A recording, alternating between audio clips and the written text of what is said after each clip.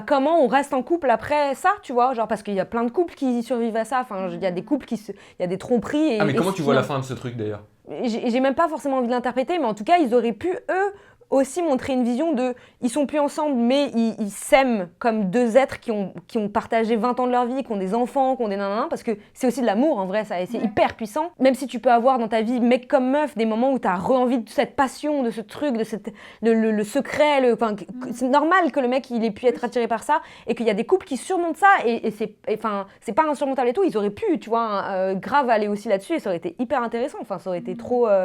Et là, ils ont effectivement fait le choix de montrer vraiment des moments précis sur plein de couples différents. Donc, tu peux pas rentrer dans le détail de ce que c'est une relation de A à Z, entre le premier coup de foudre jusqu'à la rupture finale, qui en plus n'est jamais finale. Enfin, je veux dire, non, mais dans le sens où même si tu as rompu avec Une quelqu'un. parenthèse peut être toujours ouverte. Non, mais sans parler T'as le temps des perches, vraiment.